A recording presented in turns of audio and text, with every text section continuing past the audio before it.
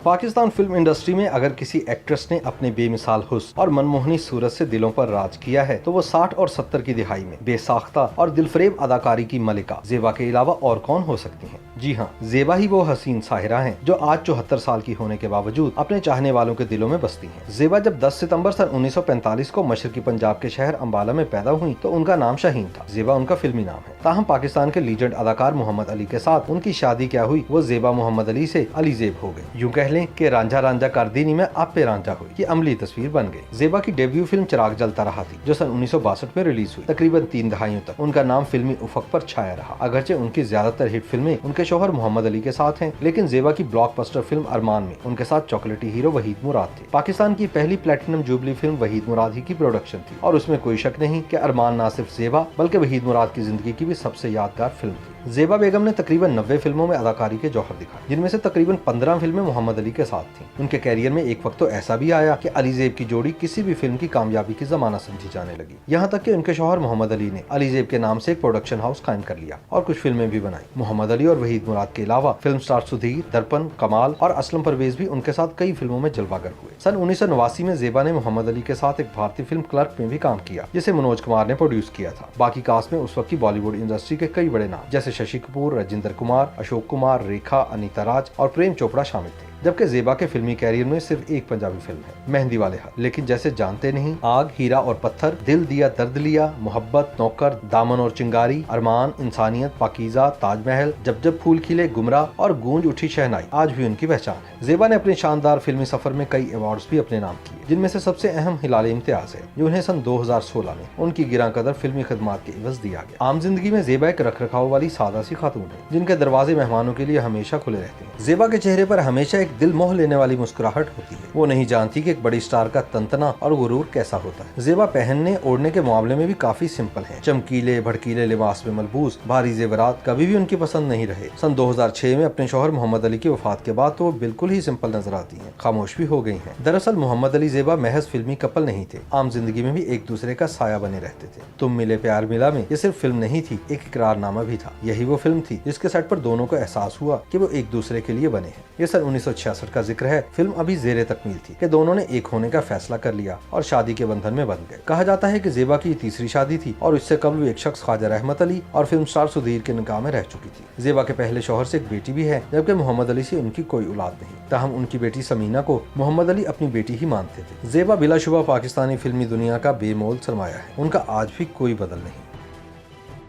YouTube पर googly news देखने के लिए youtube.com की सर्च बार में गूगली न्यूज टीवी टाइप करें। गूगली न्यूज के पेज पर सुर्ख रंग के सब्सक्रिप्शन वाले बटन पर क्लिक करना ना भूलिए। YouTube पेज पर अपलोड होने वाली वीडियोस से बाखबर रहने के लिए बेल आइकन पर क्लिक कीजिए। आपको हर नई वीडियो के बारे में नोटिफिकेशन मौसूल हो जाएगा।